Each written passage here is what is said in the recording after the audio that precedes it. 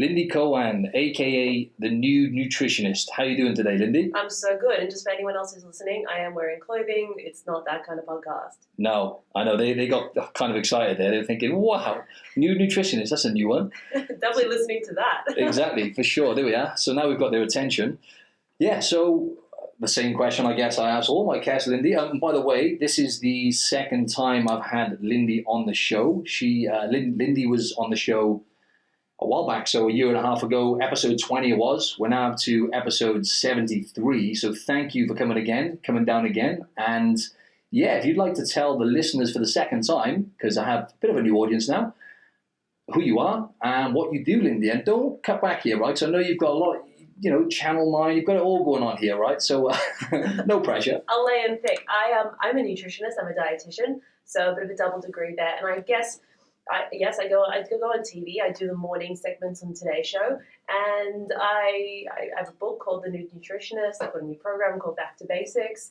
But pretty much what I specialize in is helping people who know how to eat healthily but don't end up doing it. What fascinates me is the psychology behind eating, because to be honest, most of us, we have a pretty good understanding of what to eat. The challenge is when push comes to shove, life gets busy, we don't end up doing it. We struggle with consistency. We struggle with just having enough time to fit it all in. And so that's where I come in. Great.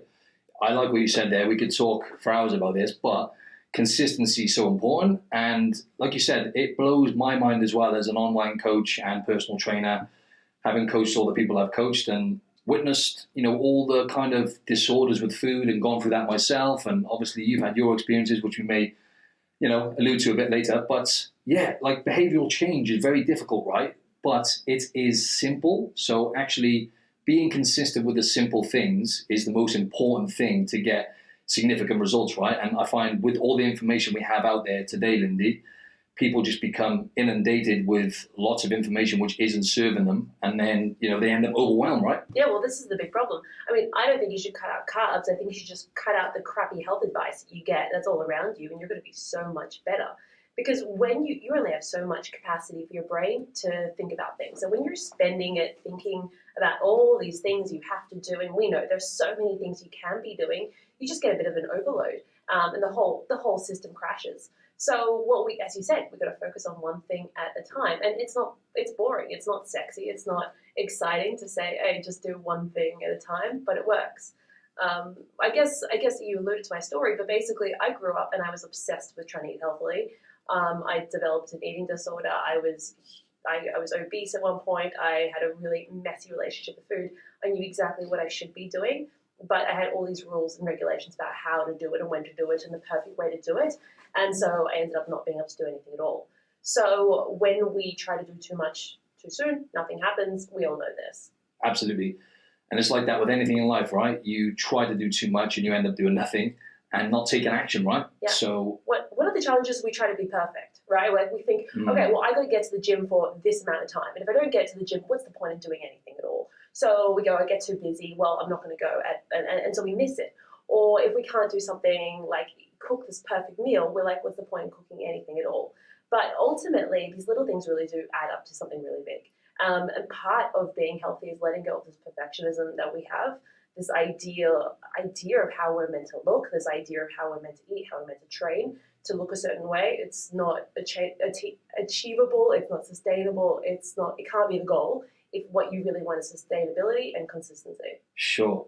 Couldn't agree more with that. And imperfection is perfection. That's what makes life so great, right? Yeah. No one's perfect. And unless you take action and, you're going to have a few setbacks along the way, again, relating it to anything in life. But the key thing is to keep the momentum, right? And the consistency, which is something I'd like to elaborate on a little bit more, Lyndi, is the consistency. Because as you say, it's very fascinating, the psychology behind behavioral change and, food in general, all these things, which obviously all relate to behavior. It fascinates me when, you tell someone, even as a trainer, it's very hard to get people long-term results, like it is with anyone, right?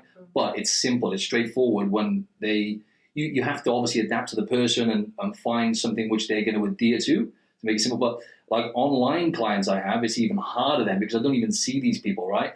However, consistency, when they continue to put just one foot in front of the other, and like you said, it's an incremental thing. So what you talked about at the start is what I always preach about is, long-term sustainable health. And, if you want to build a good-looking body, that comes with that anyway as a byproduct. But, it needs to be a slow process. Like it's a marathon, it's not a sprint. And just, as you say, consistency. Talk to me a little bit more about that, because it is very challenging to get people to be consistent with even, the simple things. And once again, I guess this comes down to several things, but the information that they have their friends telling them one thing, they have social media telling them another thing. So then you have to kind of then reestablish the right patterns and stuff, right? As a coach, and I guess even with your what's your program called again? Back to basics. Back to basics. There we go. Pretty much, my main job is dispelling all the bullshit out there. To be honest, here's the big thing that people mess up all the time. They rely on willpower to help them be consistent. Now, your willpower is like a muscle. Yes, if you use it, it's going to get stronger and better. But also like a muscle, it has a load that it can handle. And after that point, it just basically is going to exhaust itself. So if you're constantly relying on your willpower to keep you consistent, you're not going to get there. You can maybe be consistent for a week, 2, 3, even a few months. But sooner or later, you realize that you don't want to have to constantly force yourself to do something. And we really, when it comes to health, we shouldn't be forcing ourselves to do anything. I really think people need to find enjoyment in the stuff they do. I call it the enjoyment zone. We have like heart rate zone, we have like, fat burn zone. What you really need is an enjoyment zone. And so ultimately, if you're always enjoying something, you don't need to rely on your willpower. You want to go to the gym. You want to eat healthily. And so sometimes what we got to do is go, all right, listen, ideally, I could be training this much, but what I really enjoy doing is training like this. Let me start training in the way that I enjoy, and then find the enjoyment within that, and then just build on that.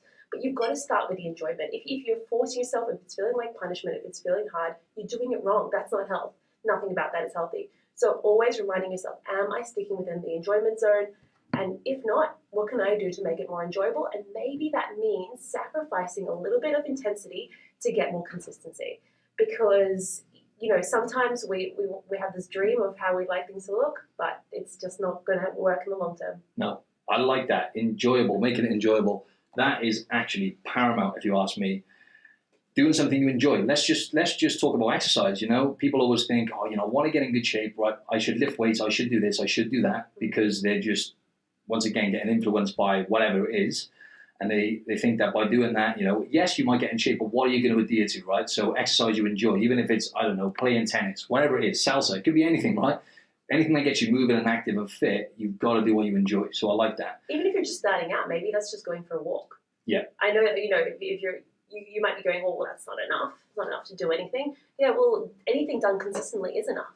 What's not enough is when you try to go hard and then you end up doing all or nothing. And then for weeks on end, you fall off it completely. That's not doable. No. So a little bit less, a little bit more consistency, it works. Definitely. And walking, that's why I always promote to people. It's very simple. Makes you feel great, especially when you get outdoors.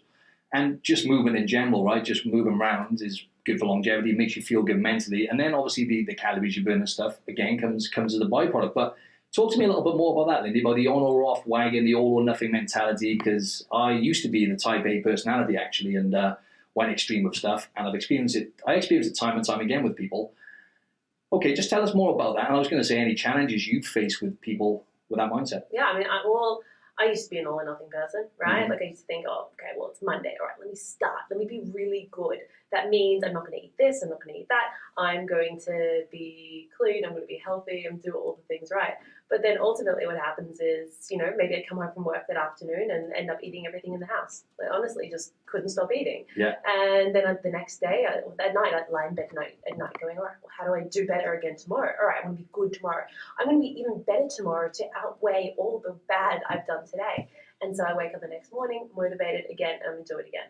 This is a very common cycle. This is a cycle most people get stuck in. Maybe yours isn't daily like mine was. Maybe it's weekly. Maybe it's I eat really well during the week, but then it gets to the weekend and I overeat, and then on Monday I got to start again. That's so common. If you notice that thinking, just know, A, you're stuck in all or nothing mindset. And what we're going to do is actually allow a little bit of flexibility into your diet, because I think it's really easy to take healthy eating to the extreme and get obsessed. And where is that line between when am I healthy and when is this becoming something where I can't go out and socialize with my friends anymore because food makes me feel stressed, makes me feel anxious? The thing about healthy eating is that it feels so good to do. It's so addictive. especially when you start to notice the differences in your body, you start to get those compliments from other people. And so we get all these reinforcers telling us to keep doing this. So it's very easy to slip into that all mindset, and then we stay stuck there. And so I think we need to actually start to rethink how we do this health thing. What's your experience with the all or nothing mindset? The all or nothing mindset. So yeah, I also, like yourself, just long story short, had an eating disorder, binge eating disorder. By the way, folks, Lyndi specializes in this. So Lyndi is a nutritionist, as she mentioned, but also you specialize in eating disorders, right? That's how that's your wheelhouse, if you like, right? Yeah. So we talked a lot about that in the last episode, but yeah, I'd like to talk a little bit about this now. And with my experience, I just done a lot of restrictive eating, Lyndi. So I was restricting foods and then binging, just to simplify it. Doing fitness competitions and several different photo shoots and having to get, shredded for, so to speak.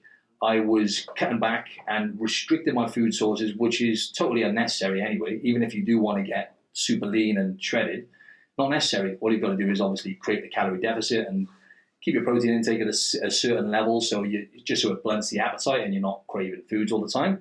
So once again, it was quite simple, but I got the wrong advice and I was just restricting eating maybe about 5 or 6 different types of foods, mainly just meat and veg.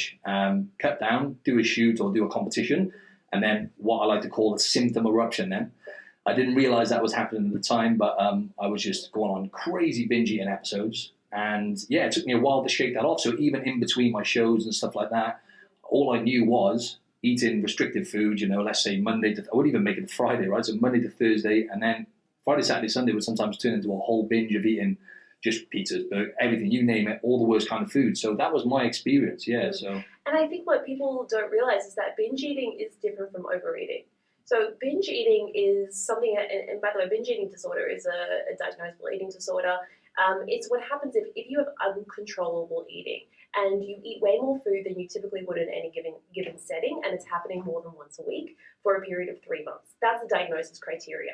And I think a huge number of people, particularly who are really interested in health, can easily fall into a binge pattern. Now, overeating is different. Overeating is like you go out with your mates and maybe you have a little bit too much to eat and you feel like you can't stop after, go back for seconds. Very different.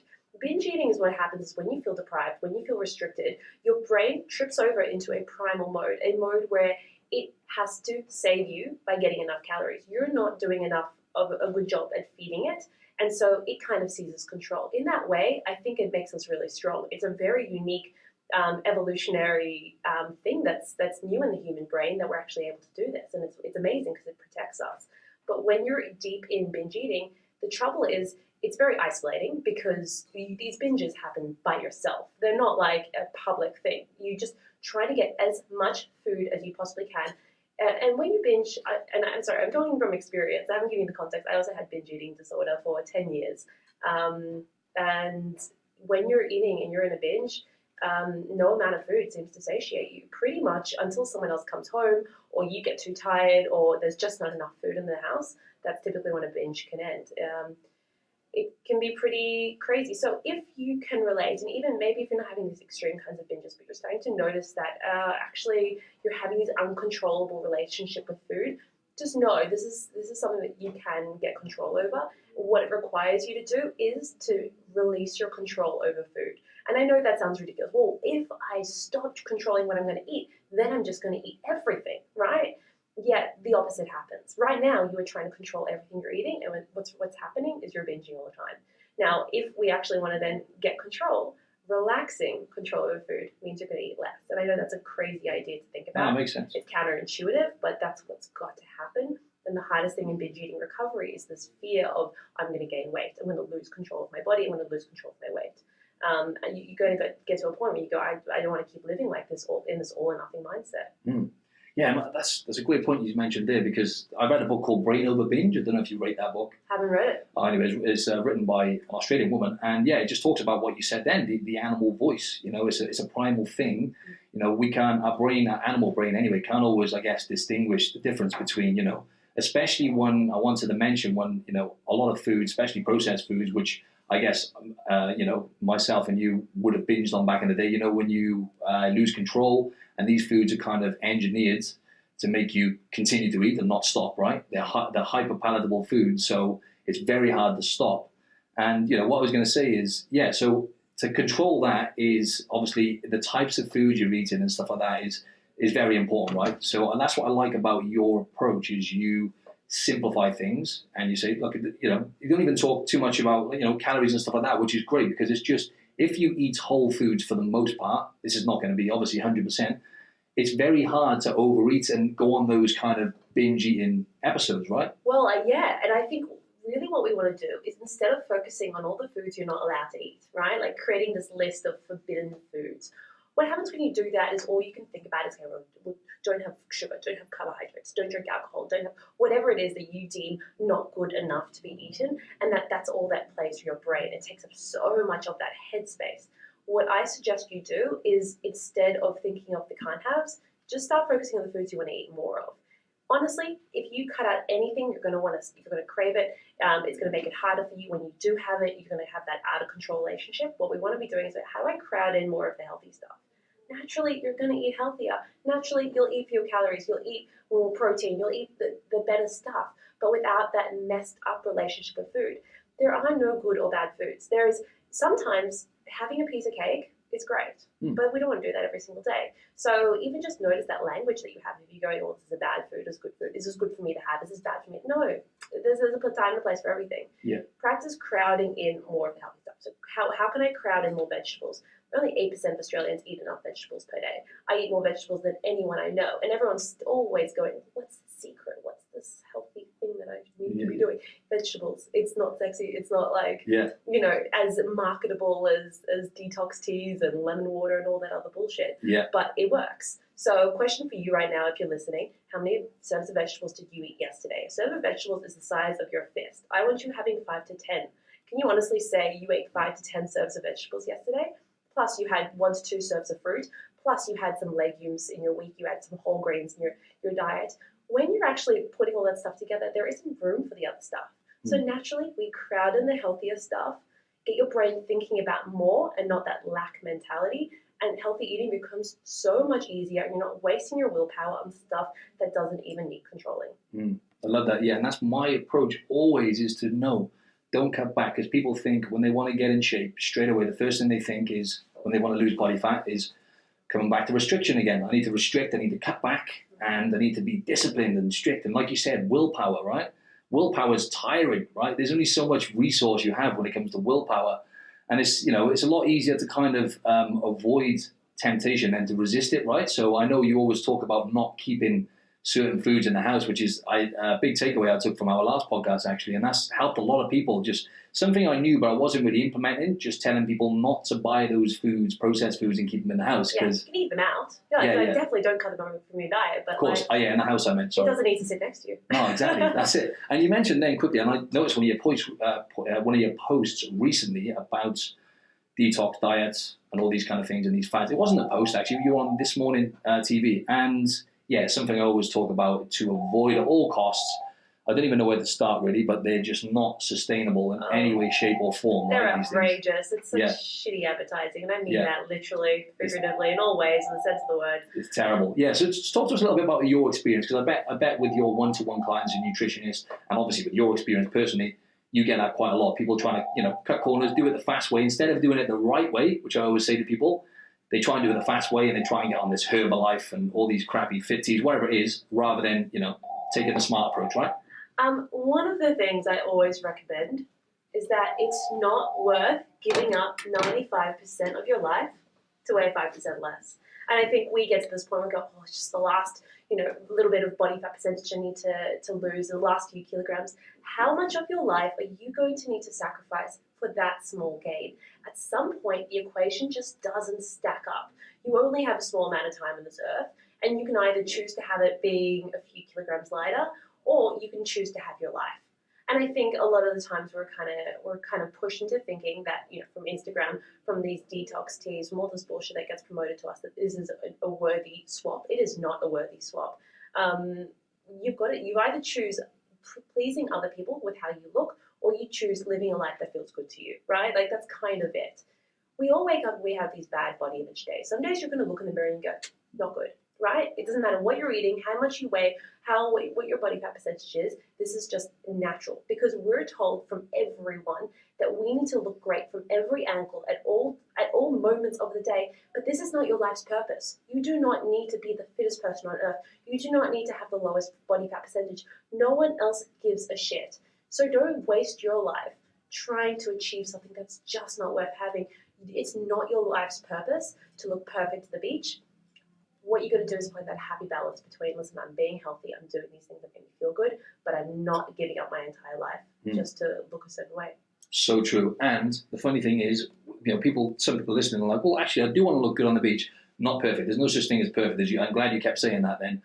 But, when you look after your health, and as we said, you focus on the simple things and you're consistent with looking after your health, making your health a priority, then, I can talk from experience here. Your physique comes as a byproduct because I can totally identify with what you were saying then with, wanting to look good on the beach. When I had the binge eating issue, I was trying to be, because I'd been on stage and being compared to others, it kind of cemented in those body image issues even more. And not that I had any going into it, but I was constantly chasing the aesthetics. How can you not? Yeah. How can you not? Exactly. And that was toxic because then and then when I switched my mindset over to focusing on, the markers, the health markers, such as, how's my energy levels, how's my sleep, how's my skin looking, all these kind of things, that's when the physique came as a byproduct then.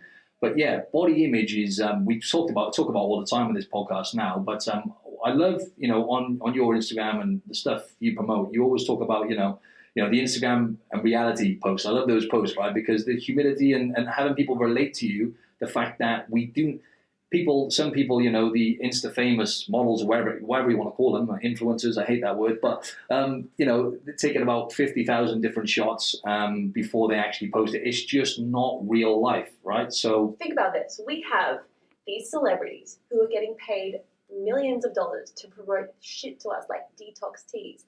And they have no moral compass. They're ultimately just trying to earn even more money than they currently have.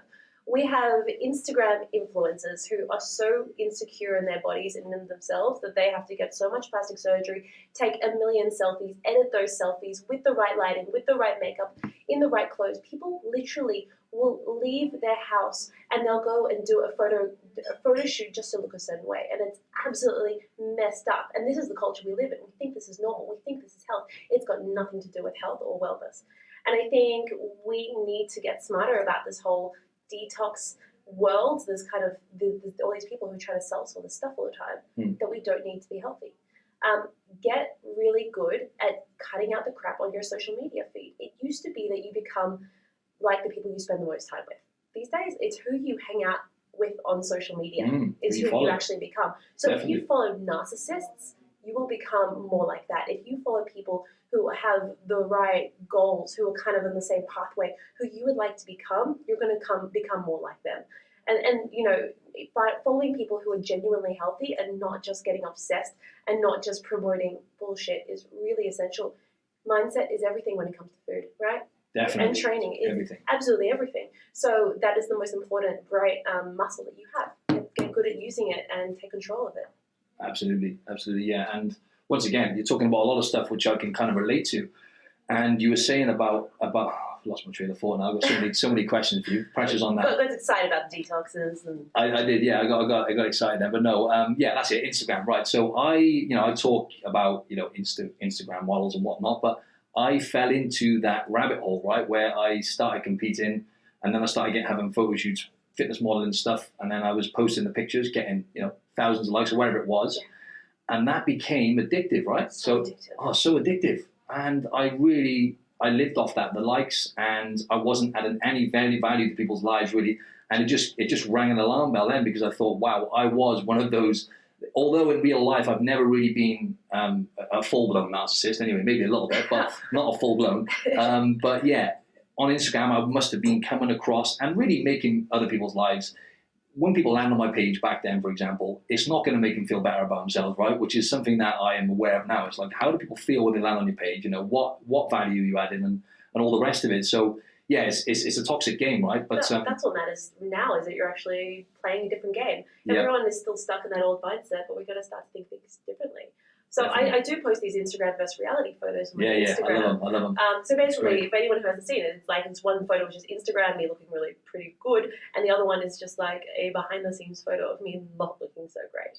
And people often ask me, like, don't you feel brave by posting that bad photo? It's like, actually, I feel so deeply confident in myself, in how I look, in who I am, that I do not need anyone else's validation anymore to say you look good, you're worthy, your body's okay. Like, I just so deeply know it. And I think on social media, we have this idea that if I share a perfect image of myself, people are going to like me more. If I put out this image that I'm a successful, amazing human, I'm going to have more connections. Ultimately, what happens, people resonate when we are being ourselves. Because when we are imperfect, it helps other people realize that it's okay for them to be their real selves as well. And that's when we get content that people love. People love talking about the Instagram algorithm and how it's changed so much. It's bullshit. People want to see content that they like. So stop trying to be like everyone else and instead rethink, all right, what kind of content would you really love to see on social media? And put that out there and see, maybe people are going to like it more when you're not trying to be this person you think you're meant to be and you're just existing as you are and turning up, even if that is imperfect. Probably going to be liked a lot more than this Instagram version. Let's talk a little bit about that, actually, Lyndi, because our kind of generation, making us sound like, old now, but we're not really that old. But I always talk about this. It feels like I don't know. I'm not really repeating myself, but anyway, we're teenagers nowadays, right? We weren't exposed to the social media epidemic, I'm going to call it, right? Because that's what it's kind of unfolding now. It's interesting, the stats of teenagers suffering from depression and how that's there's a big correlation between that and when social media and the iPhone came about, actually. So you guys know, I think it's 25% of young people these days have some kind of mental illness. 25%? Yeah, around anxiety specifically. That's crazy. So you mean like teenagers, or you mean young adults in general? That's up to the 18 to 25-year-old age. Doesn't matter, does it? That's a crazy stat, 25%. Yeah, so do you think, because it was different when we were younger, we weren't exposed to this now, but obviously now we're a bit more, we kind of were, but we're a bit more, I guess, older now and stuff, and we kind of maybe look at it different. Do you think it's accelerated, kind of body image issues and insecurities in people based on your experience with clients and whatnot? Yeah, eating disorder rates are going up dramatically, mental health issues are going up dramatically. On the one hand, it's good because we have more awareness than we've ever had before. Social media's got to change. You can't just stay in the way it is right now, this narcissistic world that it is. It's got to be used for good. I like to think that the future generation are going to rise up and actually create something better for it, because I don't think they're going to continue to use social media in its current format. I do feel sorry for kids who are younger. But then again, whether or not you're using social media or not, we are basically told through every single media that we are not good enough in how successful we are and what we look like. And it's not just, swiping. It is absolutely everywhere. Yeah. So I feel sorry for us as well. This culture's got to change. The other day, I went on TV and we had this debate around the Nike mannequin. Right. Basically, you have a size 16 mannequin. And people were getting really angry about it, going, you are promoting obesity, you are promoting people to be unhealthy. And my opinion on it is giving people clothing to exercise in their size is always going to be a good thing and be promoting health.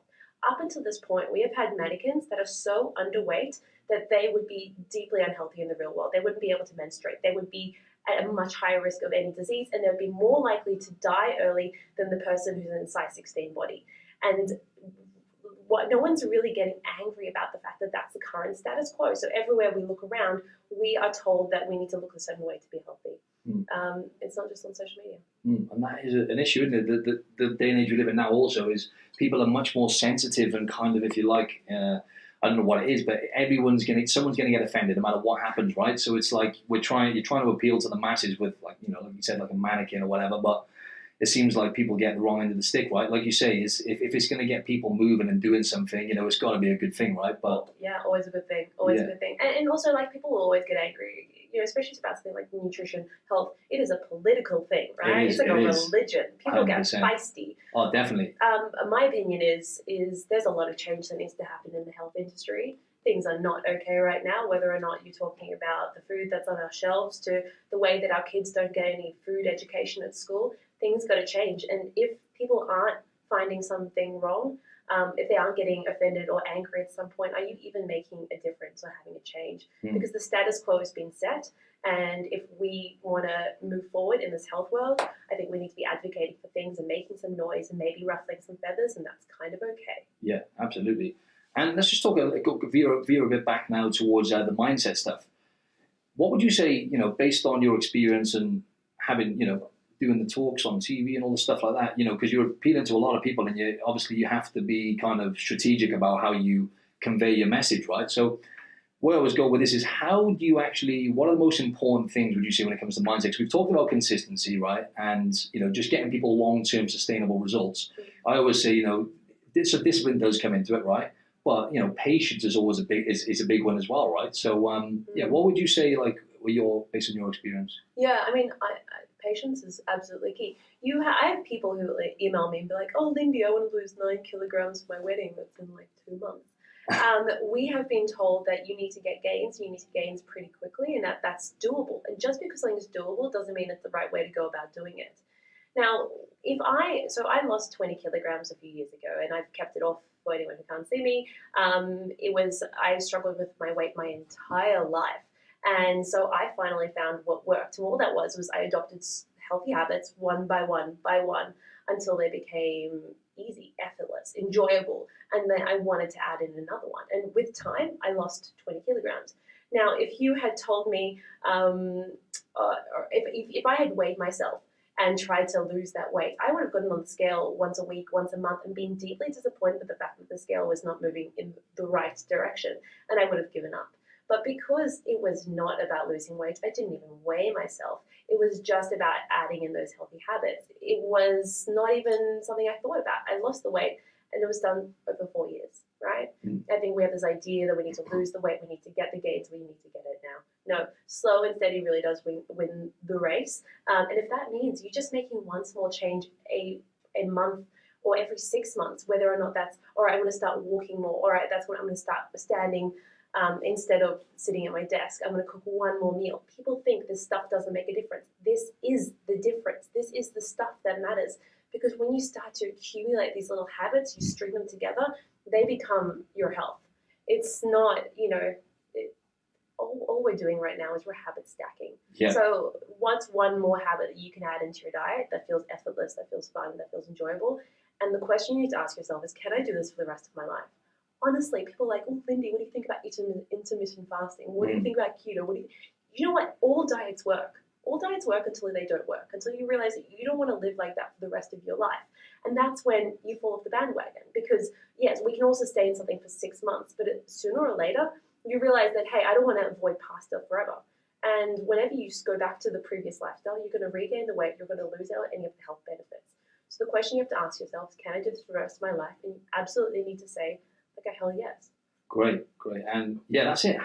That's what people don't really take into account. Is like, can I be consistent with this for the rest of my life, kind of thing, right? So like people who come to me and they want to do online coaching, or let's just say personal training, and they're like, okay, right, I can commit to 6 sessions a week. I can do 2 with you and 4 on, and they try going from 0 to 100 overnight, and it's just not sustainable. So, like you said, just slow and steady wins the race, right? But I wanted to talk a little bit about your book on that note of food, and because I've heard a few of my clients have mentioned it as well. We had a chat about it earlier, and it seems to be doing really well. And do you find that, have you some of the feedback you've had, do you find people are finding it a lot easier? And because the problem I have with a lot of people I coach is the food prep, preparing the food. People have busy lifestyles and stuff like that. So a lot of them tend to get their meal prepared by companies or whatever to make it easier. But the ones who do prepare their food, they get great results. And I guess that becomes another habit as well then, right? It's another form of, discipline then, really, isn't it? That is a habit. And I don't even know it's a matter of discipline. It's just about having enough time and having, to do it all. Yeah. So the book, The Nude Nutritionist, is like basically the book I wrote to help people who struggle with that mindset around food. And then there's heaps of recipes. But what I've just released is something called Back to Basics. So Back to Basics is basically an online platform. You can buy your mobile or your desktop, but it does that meal planning for you, right? Like we all know what to eat, but we just don't have the time to sit down and go, oh, what am I going to eat on dinner each night, and then write a shopping list. So basically you get a healthy 20-minute dinner recipe each weeknight. So it's quick. It's got to be quick. If it's not quick, you're not going to do it. It uses everyday normal ingredients, not some weird superfood that you've got to like sell your kidney to be able to afford. And then the other thing that's really awesome about it is it integrates with shopping. So basically, you go into the recipe, add to your shopping list, and you can shop with it via Woolworths if you're in Australia. If you're in the UK, that's Tesco or Ocado or Amazon Fresh in the US or Walmart. Wherever you are in the world, pretty much, you can shop the recipes and add them to your shopping cart and get it delivered to your door. Plus, in Back to Basics, there's 3 workouts each week. Now, they're 20-minute workouts. So for someone who's not exercising at all, we have this idea that I've got to go from 0 exercise to 6 hours of exercise a week. For most people, that's just not doable. So with Back to Basics, I want to rethink the whole way that we're currently doing this health program.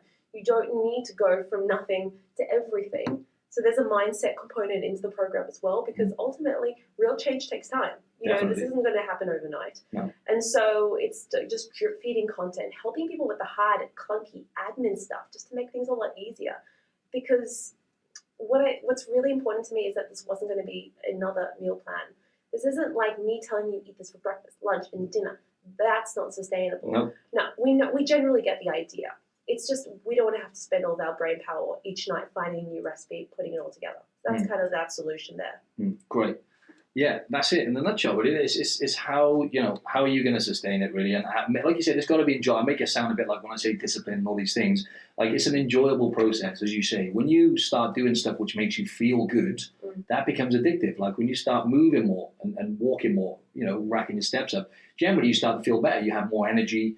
And all the rest of it. And the same goes when you're eating well. When you start connecting the dots, which was an absolute game changer for me when I started on the road to eating intuitively, if you like, because that's what I always like to get people is to that level of eating intuitively, right? But that's, as you say, it's a process. But when I started connecting to the fact that, eating more healthy fats and certain types of fats and vegetables, that was number one for me, just eating more vegetables. I started to feel much better. Everything, like my skin improved. I started sleeping better. My performance in the gym improved. So when it comes to mindset, I was going to ask you, what are the biggest challenges you face with people that you communicate with and that you try to help? The biggest questions I always get from people is, Lyndi, what do I eat and how much do I eat? Yeah. Right? Like, just tell me. Just tell me and I'll do it. And I would love to be able to tell you this, but I don't need to. See, the whole idea behind intuitive eating is that your body intuitively knows how much and what to eat. It's got your back. And if you stop listening to the noise around you and you just tune into your body, it's going to help guide you.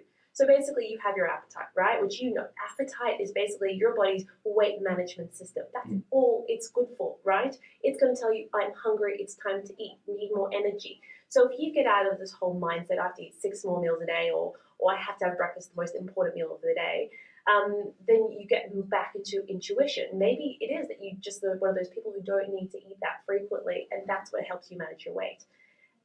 Also, what you were just saying, this idea that when you eat healthily, you feel good. You don't need me as a nutritionist to say, eat this, because if you just stop listening to all the crap and you tune into yourself, you go, this is what makes me feel good. And so I think we spend all this time externally checking for these references. What do they eat on a day on the plate? What's this expert recommending? It does not matter.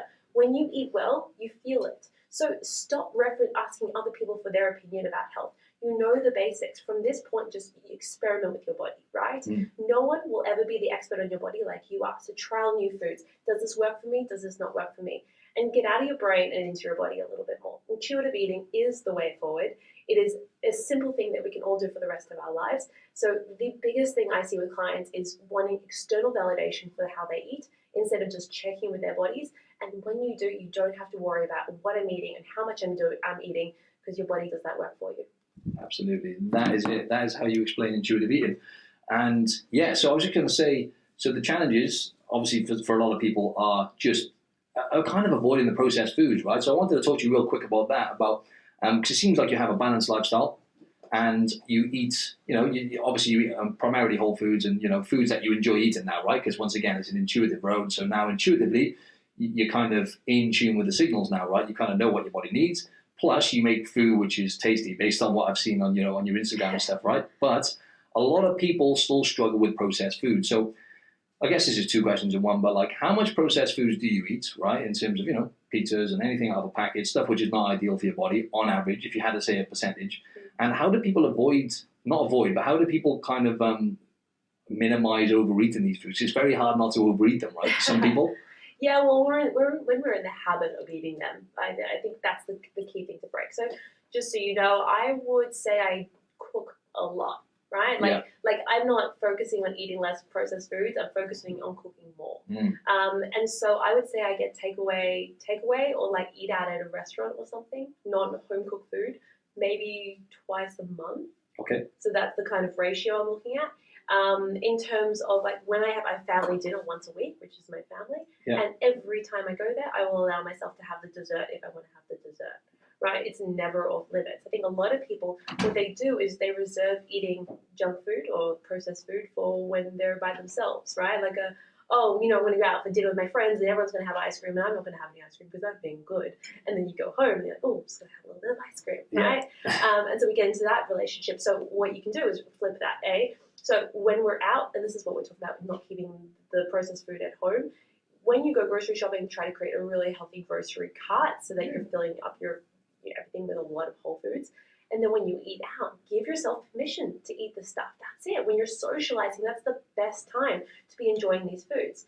The other thing that I'll do is I love chocolate. Chocolate, like my favorite food is chocolate that's been dipped in chocolate, that's got like chocolate bits on it. Like that's like my goal food. Lovely. And so for me, I like to have 1 or 2 pieces of chocolate every day. Yeah. And that's what works for me. That's what feels good. That keeps me from feeling deprived. Would I like to change this? Yeah, well, I'll work on getting less processed food bit by bit, and I really have. If I feel like some weeks I have really strong cravings for sweet stuff, and if I do, I'll either make myself up something, banana ice cream or like bliss balls, or I'll just have some normal damn ice cream and eat it and enjoy it, but not spend the entire time feeling guilty and beating myself up for this. So this is the thing: when we eat processed food, right? Be present, enjoy. Do not spend the entire time berating yourself for the act. Once you've eaten it, do not regret the fact that you've eaten it. You either need to like eat it and enjoy it and exist in it and feel satisfied from it. But if you're constantly going, that was a shit thing to do, I shouldn't have done that, you never really get that sense of satisfaction. You're always going to feel like it's not allowed. And until you change that mindset, those foods are always going to feel a bit problematic. Great. So we're doing 1 or 2 more questions now because I know we're running out of time. But how do people break those habits? Because I find a lot of people with eating, I always talk about this, none of us really know what it's like to be hungry in these countries, right? To be properly hungry like people in third world countries. So we have these kind of signals which tell us we're hungry, but in reality, a lot of the time we eat out of boredom or sometimes when we're anxious or just purely out of habit, right?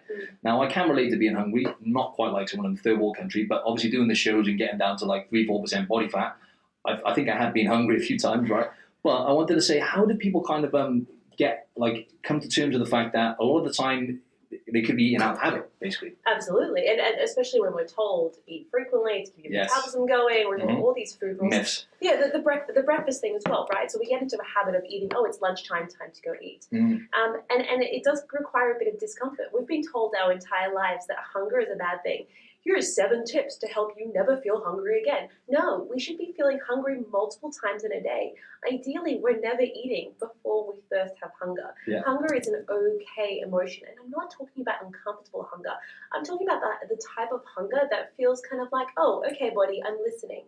What does hunger feel like? I think many people do not even know. And it's different for each of us. But if you've spent your entire life dieting, you're not going to know what hunger feels like. Sometimes it's a gnaw in your stomach. Sometimes it's just a sense of feeling that you should be eating. Sometimes it gets to the point where you feel lightheaded and you feel you're a mean person because you haven't eaten. Now, what we have is we have the hunger scale, which is a really useful way for you to get in touch with your hunger. It's what I talk about in my book. So if you want to learn more about that, then definitely check that out. But basically what you want to do is start to rate your hunger, knowing that you have to get hungry before you eat. When you get hungry, you feel so good when you eat. Food tastes better when you are hungry. Absolutely. But we're so scared that what happens if I get too hungry and I lose control? Why not test it out and see? What's the worst thing that's ever going to happen? One day, just go, all right, I'm just going to wait. I'm not going to eat until I actually get hungry. Some people need frequent meals. Some people eat 1 or 2 times a day, and that's what suits them. This idea that we all have to follow some structure is ludicrous. It's outdated. It's silly, and we need to start to change it. So anyone who's giving you a meal plan and saying this is the best way to eat has no idea what they're talking about. Your body knows how to eat, and all you got to do is become okay with hunger and explore that relationship, and be okay with being a little bit uncomfortable with hunger. Great, that's it. That's what I was saying to people. Sometimes, being hungry is cool because, not, like you said, not ravenous hungry. That's a dangerous place to be. But, having a little bit of hunger, you realize actually you have a glass of water, you wait a minute or two and it's actually gone. A lot of it, like you mentioned then, your brain's programmed and wired that way. So one more thing, I just wanted to ask you, any tips you have for the listeners to achieve, now this is quite a broad question, but to achieve, sustainable health. A lot of people listening to this do want to look good aesthetically as well. So any bombs you can drop for them, that would be great, Lyndi. When it comes to habits, you got to check your conditioning, right? Like, basically, if you're sitting in front of the TV, and every time you sit in front of the TV after a long day, you turn on the TV, you watch your favorite show, and that's when you go, I feel like eating something.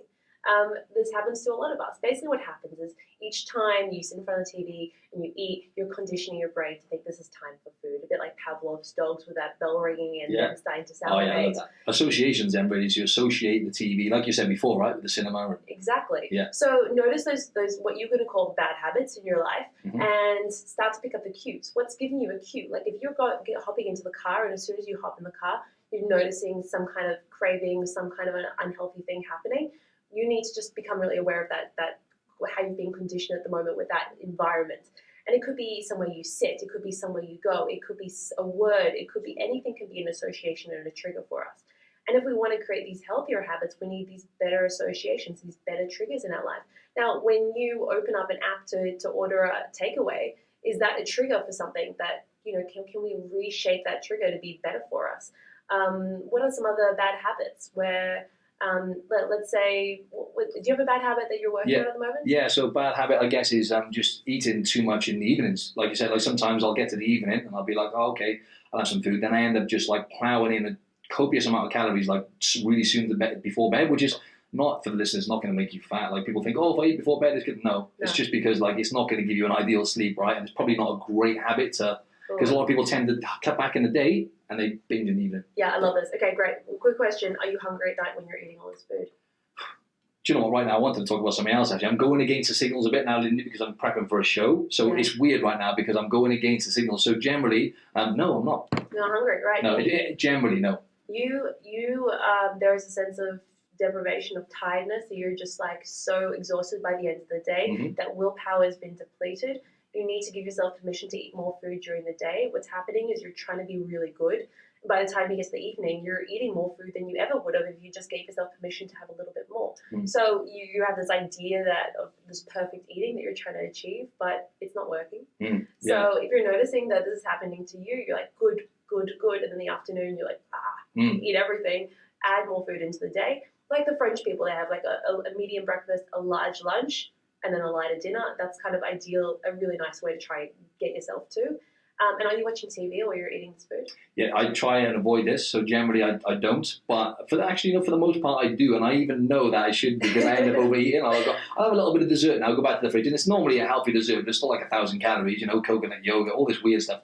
I have dark chocolate every day, by the way, as well, much like yourself. But yeah, so it normally is, which is... I tell you what, since you said that, I'm so much more in tune with it, and it's a great tip to give people. Just try not to eat in front of the TV. That's it. It's so hard. It is. Pause it, go away. If there's one thing you take away from this, just do that. It's going to work.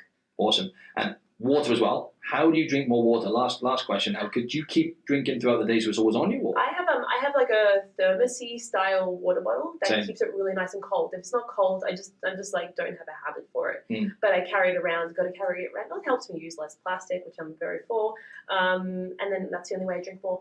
Drinking is a habit. It's what you want to do. Check the toilet. Is your pee very yellow? If it's too yellow, you need to drink more water. The more you drink, the thirstier you become. That reflex becomes quicker and faster and more responsive. So you kind of have to start drinking water, and then very soon you're going to notice it becomes easier.